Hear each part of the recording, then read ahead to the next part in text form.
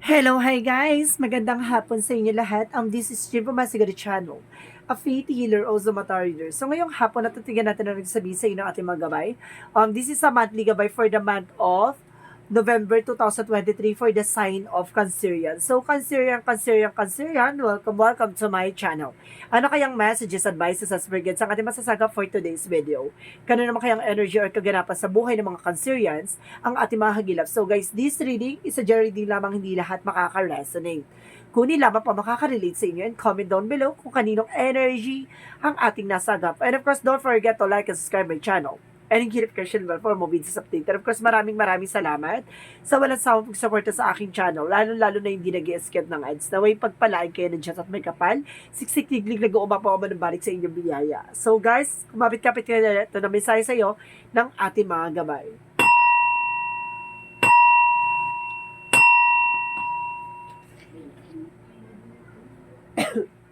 Tingnan natin ano, pinaka-messages advices for you. Oh my God! There's a Queen of Swords.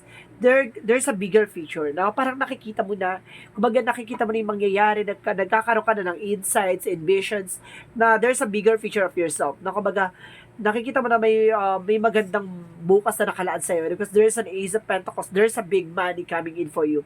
A big opportunities, a big promotions, a big offer or something na makakabili ka ng bahay, lupa, sasakyan, no? At magkakapagtayo ka ng negosyo. And of course, there's Five of Wands, no? There's a lot of conflict, no? Meron ditong conflict or nagbibigay conflict sa'yo. And of course, there's a Knight of Swords na nagbibigay also sa'yo ng anxieties and deceptions, no?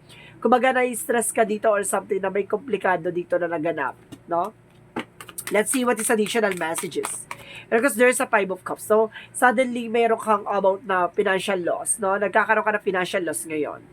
Kaya bakit nagtataka ka, bakit there's a big opportunities? Kasi nga po, mangyayari po yan na magkakaroon ka ng, kumbaga makakabangon ka unti-unti, no? At sinasabi sa'yo dito na may bigla ang pagbabago or may bigla ang offer sa'yo. So, don't miss it. And because there's a Five of Pentacles, there's a financial loss, no? Kumbaga, ngayon, kumbaga, baong ka sa utang, puro problema, pinagdadaanan mo, or of course, the Wheel of Fortune, turning event, no? Umikot biglang kapalaran. Hindi mo kasi masasabi na, kumbaga, paano patatakbuhin ni God or ng ating universe ang buhay mo. Kung anong swerte yung dadapo sa'yo. So, this is it. The Wheel of Fortune is here para sasabihin sa'yo, there's a bless and good luck for you. So, what is the Queen of Swords? What is the Queen of Swords? There's a Six of Cups, no? There's a friend or there's a family. Kumbaga, there's an information na parang makikita mo na o tanaw mo na magkakaroon ng union or something memories, no? So, what is the Ace of Pentacles? What is the Ace of Pentacles? And because there's a Four of Cups, no? Sabi ko sa'yo, there's an offer eh. No, kumbaga, wag mong papakawalan tong offer na to. Don't miss these opportunities. Kasi there's a big opportunities na ibibigay sa'yo ng ating universe. So, what is the Five of Wands? And of course, there's Seven of Cups. There's a lot of confusion, no? Kumbaga, maraming komplikado, maraming, kumbaga, gumugulo sa'yo or something sa isip mo or either sa paligid mo talaga, no? Literal. Kumbaga, maraming competitors or maraming talagang inggitera sa paligid mo. And of course, there's a Nine of Swords. Kumbaga, nagkakaroon ka ng anxieties, deceptions, depressed, and kasi stress, kumbaga hirap ka sa pagtulog, nagigising ka sa of nowhere, so sinasabi siya dito dahil Seven of Wands, you are being protected. No, kailangan mong magkaroon ng protection na Seven of Wands. Kasi ginagawan ka nito by your intuitions, by your, para mawala ka sa focus, para maguluhan ka, sinasabi siya dito na pupasok sa panaginip mo yan. No? Let's see what is the Five of Pentacles. There's a Ten of Cups. So see, maaaring magkaroon ka ng happiness dito at maaaring makarecover ka about sa finances. Maaaring naiinggit to sa pamilya mo. So, what is the Wheel of Fortune? So, there's a Two of Pentacles na magdadala sa iyo ng balance. So, this is the Wheel of Fortune turning point, no, na magkakaroon ka ng balance in the near future. So, let's see what is additional messages.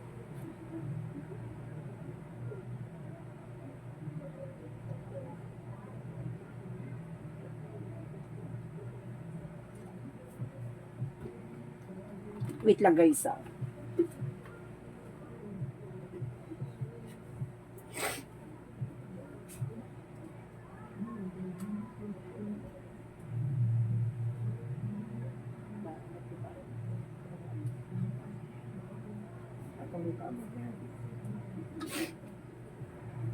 Let's see what is the Queen of Swords and of course the Six of Cups. There is a Five of Swords. So, some of you nagkakaroon ng self-sabotage. Mag-ingat ka ha, kasi parang suddenly nagkakaroon ng evil eye dito, that because of pati yung kamag-anak mo, no? May lihim na inggit pala sa'yo. There's a self-sabotage. Mag-ingat ka sa mga kinukwento mo or binibitawan mo salita kasi kumbaga meron ditong vigor, kumbaga na pinapakita sa'yo, pinapasilip sa'yo dito na there's an involvement about sa relatives or sa siblings or something. No? Kumbaga sinasabi sa'yo dito, maging aware ka lang sa binibigyan mo ng information kasi doon kakaroon ng self-sabotage. So, what is the Ace of Pentacles and the Four of Cups? What is the Ace of Pentacles and the Four of Cups? So, there is a Three of Wands. So, waiting for a result or waiting for a shift na. Ngayon, parang nag-aantay ka na lang na magiging resulta, nag-aantay ka na lang na magiging kahihinat na itong offer na to. Or siguro, ngayon nag-aantay ka na. So, what is the Five of Wands and the Seven of Cups? So, there's Five of Cups, no? So, sinasabi sa'yo dito na maraming oportunidad na sinasayang. Maraming oportunidad na ginawa sa'yo para masayang lahat ng mga pinaghirapan mo. So, suddenly, so sinasabi sa'yo dito na may taong gumagawa sa'yo ng hindi maganda para hilahin ka pababa, para mamroblema ka, ma-depress ka. So, what is the Nine of Swords and the Seven of Wands? What is the Nine of Swords and Seven of Wands? What is the Knight of Swords and Seven of Wands? There's a Page of Swords. So, there, get me information. Or some of you baka nag-stalk to by social media. No, kailangan maging aware ka sa mga pinupost mo by social media. Kasi nagsusubaybay to, oh. Kumaga tumitingin-tingin to or kumukuha ng information rather sa'yo, no? Kailangan maging maingat ka sa mga informations, ganon. Kasi, sinasabi sa'yo dito, nakahanap to ng bagay na para mapasukan ka ng mga negativity or suddenly kung wala kang protection, maaaring napapasukan ka na nga. Kaya parang hirap ka sa pagtulog, hindi ka mapakali, lutang ka, or something exhausted, and of course, sinasabi sa'yo dito, or may nasasense ako dito mabigat ang katawan, no? So, let's see what is the Five of Pentacles and the Ten of Cups. Because there's a Queen of Pentacles. There's a practicality. Kailangan maging practical ka pagdating sa finances. Now, what is the Wheel of Fortune and the Two of Cups? The Two of Pentacles.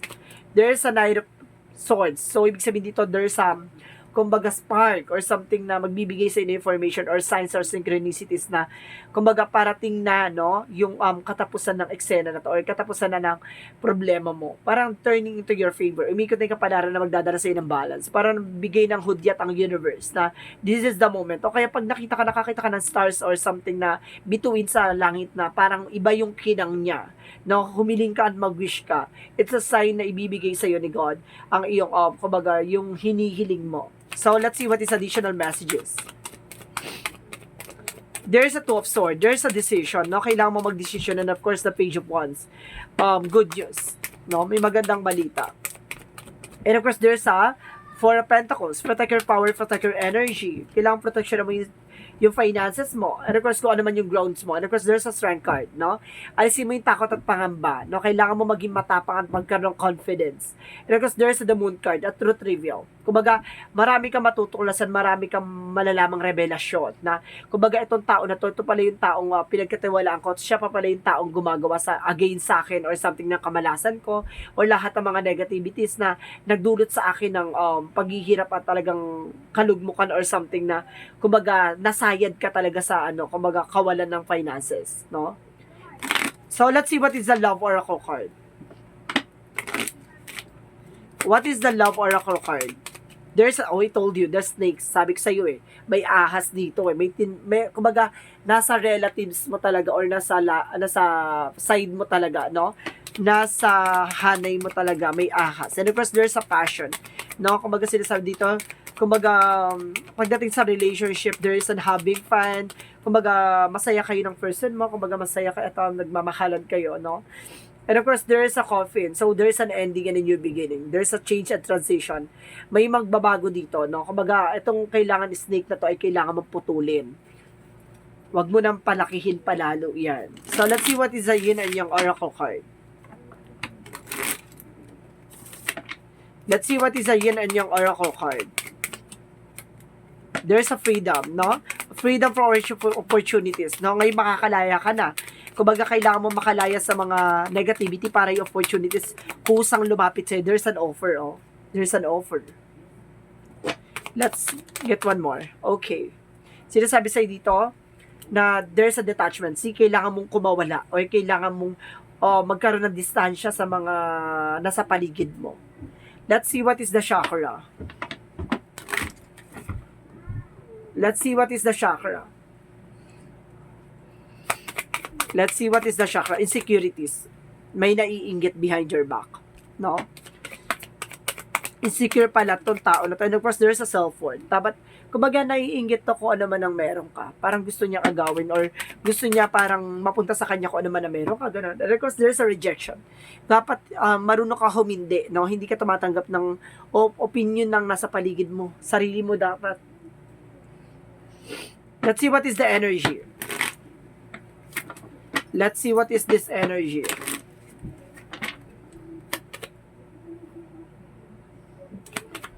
Let's see what is this energy. There's a victory. Magtatagumpay ka. Additional. And because there's the sun. Wow, a positive outcome. Magkakaroon ka ng positive outcome. Pasabog ka dito ha. So let's see what is additional messages. Additional messages. There's an animal. So some of you are animal lover. And of course, there's a strength card. No? Kailangan mo maging matapang. At magkaroon confidence sa sarili mo, no? Lumaban. So, let's see what is Arcangel Raphael messages. Siguro nawawalan ka na ng kumpiyansa sa sarili mo. Kailangan mong higutin yan with the inner authority na kaya mo lahat, no? Ayusin mo yung feelings mo, yung intuitions mo. Kailangan makinig ka dyan. So, let's see what is the Monsology. Let's see what is the Monsology. Nothing will come in this situation. Walang mangyayari sa sitwasyon kung hindi ka magtiting ng action. A time to give rather than take. No? Kailangan mong gumugol ng oras at panahon. So, let's see what is additional messages for the angel spirit guides. For angel spirit guides, there's a perseverance. No? Magtsatsaga ka talaga. No? Empowerment. May kalakasan dito. And of course, there's a creation. Kumbaga, ikaw ang mag-build, ikaw yung gagawa ng paraan para magkaroon ka ng boundaries. And of course, there's a daydream by, kumbaga, meron ditong intuition by daydream, no? Kumbaga, may pasilip sa'yo na nangyayari sa'yo during the day. Parang ganon. May biglang papasok sa imaginations mo. Let's see what is additional messages. And of course, there's a relationship, no? Some of you talaga may relasyon na power. And of course, there's a judgment. Kumbaga, wag mo ikumpara yung sarili mo sa ibang tao, no? There's a different challenges. So, let's see what is Arcangel Michael messages. Take your time making decision. So, ibig sabihin, mag-isipan mo bago ka mag-decision. The personal you're asking is about trustworthy. Na maaaring yung kinakausap mo yung magpagkakatiwalaan mo. And of course, sinasabi dito, energy healing works. So, kailangan mo talaga magpagamot about sa healing, no? May something sumpa na ginawa or pampamalas. And of course, there is an admit through yourself and act accordingly, no? Kailangan mo tanggapin sa sarili mo yung bagay na kung ano man ang meron ka. Huwag ka mag-pretend na kung ano man ang wala ka, no? Na huwag ka magpanggap or kumbaga mag-deny something. So, let's see what is a Jesus loving quotes. Sinasabi dito, the Comforter, which is the Holy Spirit, whom the Father will send you in my name and shall be teach you with all things. So, ibig sabihin dito, ibibigay sa iyo ni God yung magiging instrumento mo, yung kumbaga magtutulong sa iyo, no, para makaalis ka sa sitwasyon at para magbigay sa iyo ng aral at magbigay sa iyo ng information para malaman mo yung nangyayari behind your back. No, lahat ng bagay na yan, ibibigay niya sa iyo yan at matututunan mo. Kasi lahat ng bagay na yan, kumbaga, ibinigay sa yung paraan para humilom at maging mahulma ka sa katangiang meron ka at kakayanan at kaalaman.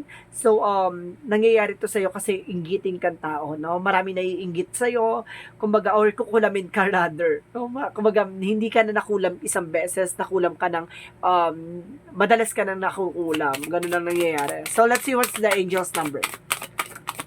There's a 000. I am creator. So, sinasabi dito, You are one with the Creator and there are no limits what you can achieve. You have an ability to create something new and incredible in your lifetime here on earth. So, ibig sabihin, pagdating sa'yo, walang limitado, no? Kayang-kaya mong gumawa ng isang bagay na alam mong magagawa mo. Kapag talaga pumasok sa visions mo or desires mo talaga, makukuha mo into realities. So, ibig sabihin dito sa'yo, lahat ng mga bagay ay posible pagdating sa'yo. So, let's see what is the messages of life. What is the messages of life? Okay, there is a letting go. So, sinasabi dito, today remembering that God is within me and around me, I release myself to God's hands and regain my inner peace. I know God is providing me that which is the most beneficial for my soul. I know that God is sending angels to help me face in any difficulties that arise. I let go into God's will, knowing the best is yet to come. Ibig sabihin dito, kumbaga pinapaubaya mo kay God lahat ng bagay-bagay na nangyayari sa iyo or kaganapan sa buhay mo. No, ngayon kumbaga handa ka ng lumaban at handa ka ng ibigay lahat, bitawan lahat ng bigat, lahat ng sakripisyo, kumbaga lahat ng mga obligasyon, lahat ng mga mabibigat sa'yo, binibitawan mo na at sinusurrender mo na sa ating universe. Ngayon, nauunawaan mo na ibibigay sa'yo ni God yung mga bagay kung para sa'yo talaga. So guys, this is a monthly gabay for the month of November 2023 for the sign of Cancerian. So maraming salamat Cancerian for this wonderful reading and see you in the next video. Bye-bye and babush!